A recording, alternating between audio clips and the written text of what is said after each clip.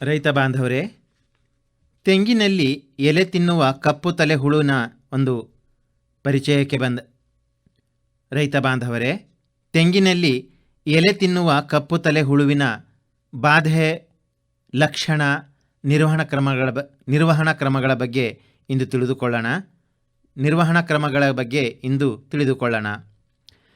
ಇನ್ನು ಹಾನಿಯ ಲಕ್ಷಣಗಳಿಗೆ ಬಂದರೆ, ತೆಂಗಿನಲ್ಲಿ ಮರಿಹುಳುಗಳು ಗರಿಗಳ ತಳಭಾಗದಲ್ಲಿ ದಟ್ಟವಾದ ಬಲೆಯನ್ನು ಅಂದರೆ ಗ್ಯಾಲರಿ ಮಾಡಿಕೊಂಡು ಗರಿಯ ಹಸಿರು ಭಾಗವನ್ನು ಕೆರೆದು ತಿನ್ನುತ್ತವೆ.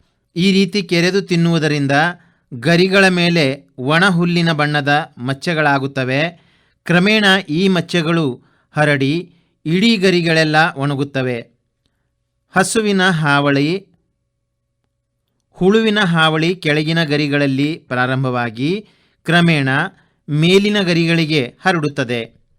ಈ ಕೀಟದ ಹಾವಳಿಯು ಜನವರಿ ತಿಂಗಳಿನಿಂದ ಮೇ ತಿಂಗಳಿನವರೆಗೆ ಅಧಿಕವಾಗಿರುತ್ತದೆ. ಮಳೆಗಾಲದಲ್ಲಿ ಮಳೆ ಬಂದಾಗ ಈ ಹುಳುವಿನ ಗ್ಯಾಲರಿಗಳು ನೆನೆದು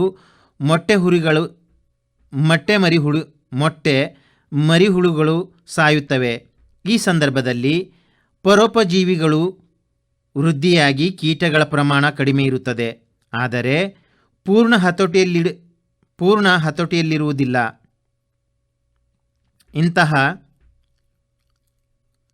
ನಂತರ ಸೆಪ್ಟೆಂಬರ್ ಅಕ್ಟೋಬರ್ ತಿಂಗಳಲ್ಲಿ ಕೀಟದ ಹಾವಳಿಯು ಮುಂದುವರಿಯುತ್ತದೆ.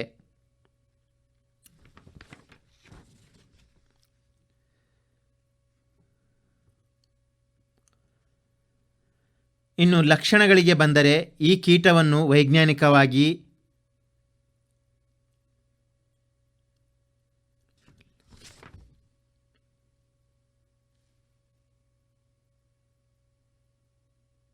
ಓಪಿಸಿನಾ ಅರುನೊಸೆಲ್ಲಾ ಎಂಬ ಹೆಸರಿನಿಂದ ಗುರುತಿಸಲಾಗಿದ್ದು, ಈ ಹುಳುಗಳ ಮರಿಹುಳುಗಳು ಗರಿಗಳ ತಳಭಾಗದಲ್ಲಿ ದಟ್ಟವಾದ ಬಲೆಯನ್ನು ಹೆಣೆದುಕೊಂಡು ತೆಂಗಿನ ಗಿಡಗಳ ಬೆಳವಣಿಗೆಗೆ ಪ್ರಮುಖವಾದ ಎಲೆಗಳ ಹಸಿರು ಭಾಗವನ್ನು ಕೆರೆದು ತಿನ್ನುತ್ತವೆ. ಇದರಿಂದ ಗರಿಗಳ ಮೇಲೆ ಒಣ ಹುಲ್ಲಿನ ಬಣ್ಣದ ಮಚ್ಚೆಗಳಾಗುತ್ತವೆ. ಹುಳುವಿನ ಹಾವಳಿ ಕೆಳಗಿನ ಗರಿಗಳಲ್ಲಿ ಪ್ರಾರಂಭವಾಗಿ ಕ್ರಮೇಣ ಮೇಲಿನ ಗರಿಗಳಿಗೆ ಹರಡಿ ಗರಿಗಳು ಒಣಗುತ್ತವೆ ಹಾಗೂ ಇದರಿಂದ ತೆಂಗಿನ ಇಳುವರಿ ಕಡಿಮೆಯಾಗುತ್ತದೆ.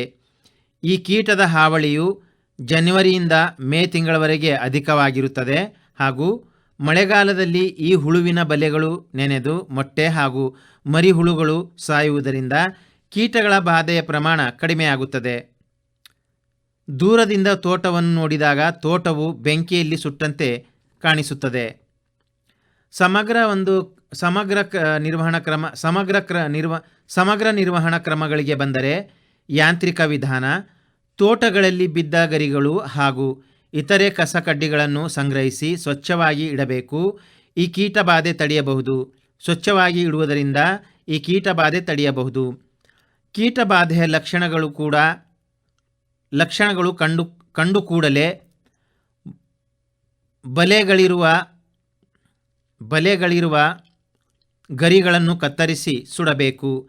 ನಾಟಿ ಮಾಡಲು ತೆಂಗಿನ ಸಸಿಗಳನ್ನು ಕೀಟಬಾಧೆ ಮುಕ್ತ ಪ್ರದೇಶದಿಂದ ಅಥವಾ ಪ್ರಮಾಣೀಕರಿಸಿದ ಸಸ್ಯ ನರ್ಸರಿಗಳಿಂದ ತರುವುದರಿಂದ ಕಪ್ಪು ತಲೆ ಹುಳು ಹರಡುವುದನ್ನು ತಡೆಯಬಹುದು.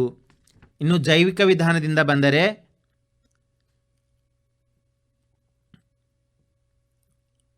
ಪರೋಪಜೀವಿ ಬಿಡುಗಡೆ. ಕೀಟದ ಬಾಧೆಯು ಕಂಡ ತಕ್ಷಣ ಸಮೀಪದ ತೋಟಗಾರಿಕೆ ಇಲಾಖಾ ಪ್ರಯೋಗ ಶಾಲೆಗಳಿಂದ ಉಚಿತವಾಗಿ ದೊರೆಯುವ ಗೊನಿಯೋಜಸ್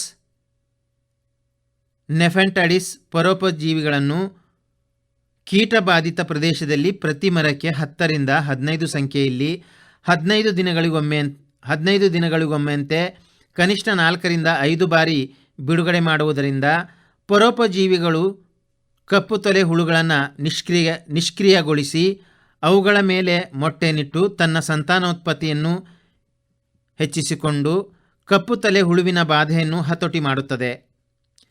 ಕೀಟದ ಬಾಧೆಯು ತೀವ್ರವಾದಾಗ ಜೈವಿಕ ಕೀಟನಾಶಕವಾದ 5% ಅಜಾಡಿರಕ್ಟಿನ್ ಅನ್ನು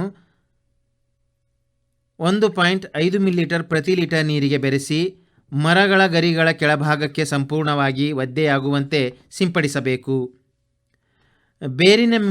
ಬೇರಿನ ಮೂಲಕ ಉಪಚರಿಸುವುದಾದರೆ ಕೀಟಬಾಧಿತ ಮರಗಳಿಗೆ 7.5 ಮಿಲಿಲೀಟರ್ 5% ಅಜಾಡಿರಕ್ಟಿನ್ ಜೈವಿಕ ಕೀಟನಾಶಕವನ್ನು ಸಮ ಪ್ರಮಾಣದ ನೀರಿನೊಂದಿಗೆ ಬೆರೆಸಿ ಬೇರಿನ ಮೂಲಕ ಉಪಚರಿಸುವುದರಿಂದ ಕಪ್ಪು ತಲೆ ಹುಳುವನ್ನು ಹತೋಟಿಯಲ್ಲಿಡಬಹುದು.